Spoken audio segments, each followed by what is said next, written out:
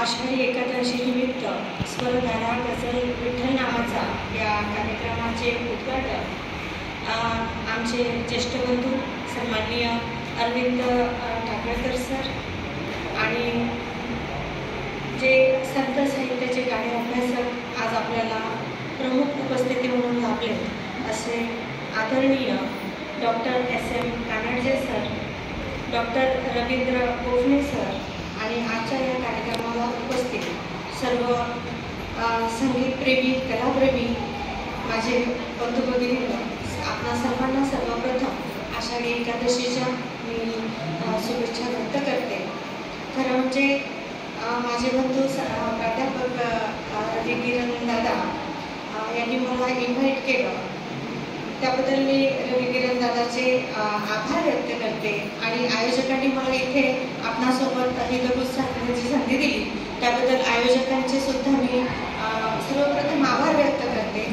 आणि जेव्हा मी पत्रिका बघितली, आज पत्रिका बघितली मॉर्निंगला आणि नाव बघितलं, सन्माननीय अरविंद टाकळकर सर हे संगीताचे तर गाणे अभ्यासक आहेतच, परंतु प्रमुख उपस्थितीमध्ये जेव्हा मी डॉक्टर कानडजे सरांचं नाव बघितलं तेव्हा हास्य झालं की सरांच्या सोबत मी बाजूला बसला, कारण की सरांचा प्रचंड अभ्यास आहे. मी सरांची वाचक आहे.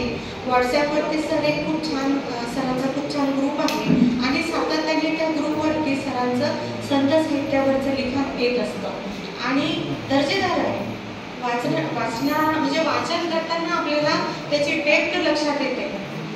आणि मग मी विचार केला की आज जेव्हा मला बोलायचं तर मी काय बोलावं, इतके गाणे अभ्यासक आपल्या समोर आहे आणि थोडंसं दडपण आलं होतं, परंतु ठीक आहे, मला संधी दिली. दादांनी म्हटलं चला आपण ह्या संधीचं सोनं करावं आणि क्षणाचाही विलंब नाही केला मी बोलायला. त्याला कारण असं आहे की मागच्या वर्षी मी दादांचा एक संगीत याचा एक कार्यक्रम अटेंड केला होता आणि तो कार्यक्रम बघितल्यानंतर जेव्हा दादांनी ह्या कार्यक्रमासाठी मला इन्व्हिटेशन दिलं तेव्हा मी एक सेकंद पण विचार नाही केला, लगेच हो म्हणून दिलं, कारण की मला स्वतःला संगीताची प्रचंड आवड आहे आणि म्हटलं चला यांच्यासोबत आज आपला पण एक आनंदाचा क्षण जो मिळतो ना त्यासाठी पण राहायला पाहिजे, तर ही संधी आपण दवडायला नको म्हणून मी लगेच हो बोलले. मी जेव्हा बाहेर बघते तेव्हा पैसे कमावण्यासाठी भरपूर क्लासेस असतात. ती जी गल्लाभरू वृत्ती असते ना ती जिकडे तिकडे बघायला मिळते, कारण क्लासेसचे पेव जिकडे तिकडे फुटलेले आहे. परंतु ह्या क्लासच्या संदर्भात जेव्हा आपण विचार करतो तेव्हा विद्यार्थ्यांना हे जे प्लॅटफॉर्म अवेलेबल करून देणं आहे, त्यांना कलागुणांना समोर मांडण्याची संधी उपलब्ध करून देणं आहे, ही म्हणजे खूप मोठी गोष्ट आहे. फक्त क्लास केला, प्रमाणपत्र दिलं आणि ते प्रमाणपत्र घेऊन विद्यार्थी बाहेर पडतो, परंतु मग त्याला प्लॅटफॉर्म देता आला पाहिजे ना, आणि ते प्लॅटफॉर्म देण्याचं काम आदरणीय रविकिरण दादा करतात. खरं म्हणजे मला दादामध्ये एक आदर्श गुरु दिसतो, कारण की आपल्या विद्यार्थ्यांना कसं पुढं न्यायचं. दादामध्ये पोटेन्शियल आहे, ते खूप छान गाणं म्हणू शकतात, असे 2-4 कार्यक्रम करून दादा स्वतःचेच कार्यक्रम लावू शकतात की नाही, परंतु आपल्या विद्यार्थ्यांना आपण मागे राहायचं आणि आपल्या विद्यार्थ्यांना समोर आणायचं, हे खरं म्हणजे आदर्श शिक्षकाचं एक उत्तम उदाहरण आहे.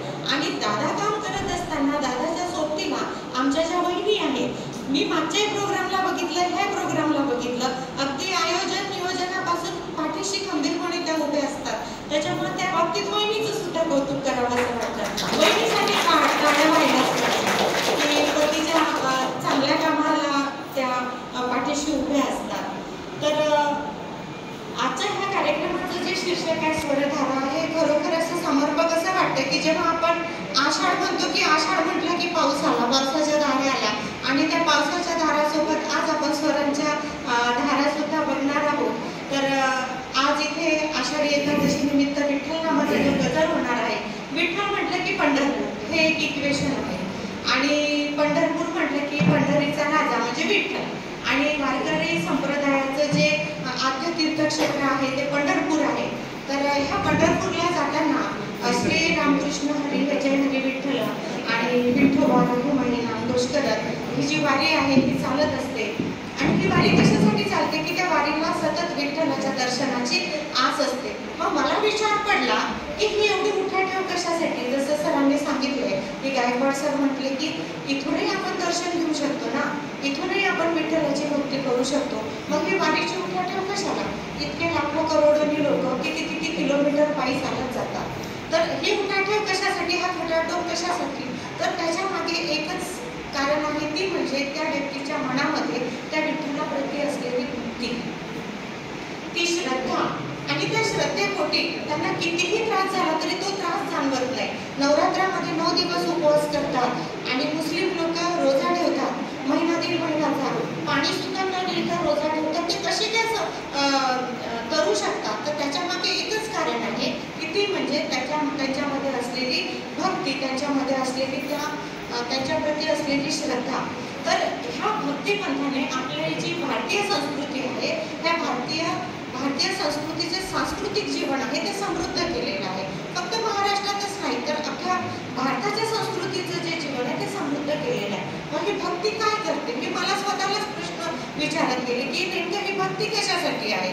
ही भक्ती काय करते. आपण भक्ती कशासाठी करतो. प्रत्येकाच्या ठिकाणी भक्ती असली पाहिजे, श्रद्धा असली पाहिजे. फक्त त्याच्या मागे अवलंबन नसावं.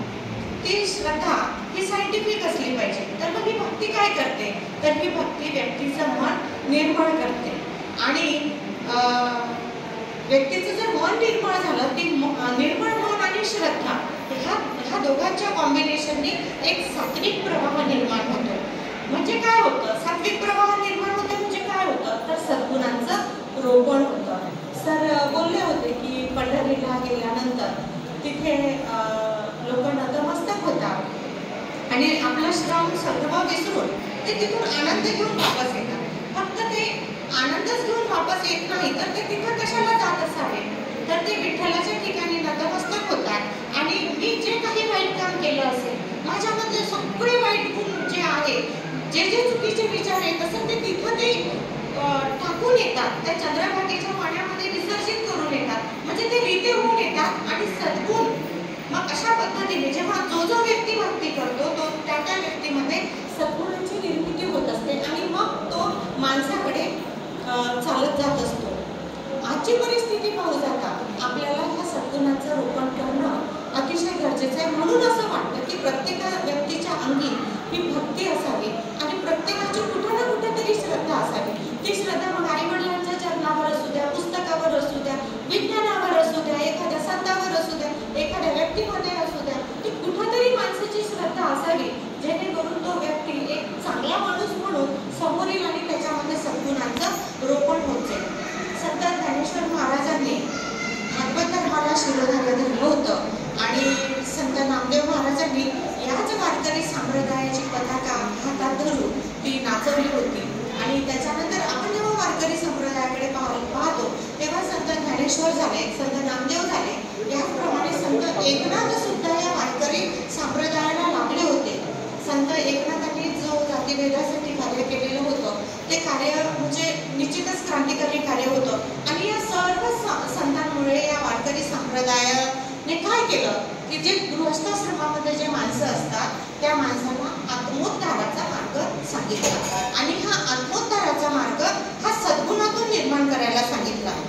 खूप सारं कर्मकांड करायची, कठोर उपासना करायची असं न करता जीवन जगण्याचा अगदी साधा सोपा मार्ग सांगत या वारकरी संप्रदायाने सांगितलेला आहे. जे जे वाईट आहे, माझ्यातली रोग तृष्णा हे सगळं मी तिथे गाळून टाकतो आणि मग मी वारीमध्ये नाचत नाचत मी विठ्ठलाच्या दर्शनाला जातो. असाच विठ्ठलाच्या नामाचा जयघोष आजच्या या कार्यक्रमात होणार आहे. मला माहिती आहे कार्यक्रमाचा अगदी म्हणजे आपल्या सर्वांची उत्सुकता गाणं ऐकायची आहे. कार्यक्रम हा गाण्याचा आहे. व्याख्यानामध्ये जास्त वेळ न दवडता आता विठ्ठल नामाची शाळा बोलवूया. आपण या सर्वांचे गाणे ऐकूया आणि सद्गुणाच्या वाटेवरचे आपण सुद्धा वाटसरू होऊया. आणि मला परत इथे जे कोणी आलेले आहे, ज्या बालकांनी आपल्या विद्यार्थ्यांना संगीताचा क्लास लावलेला आहे त्यांचं मला अभिनंदन करावं असं वाटतं. आणि सरांसारखे मोठे व्यक्तीसुद्धा ज्यांनी संगीताचा क्लास लावलेला आहे त्यांचं सुद्धा अभिनंदन करावं असं वाटतं की एखाद्या व्यक्ती जेव्हा एखाद्या कले जोडला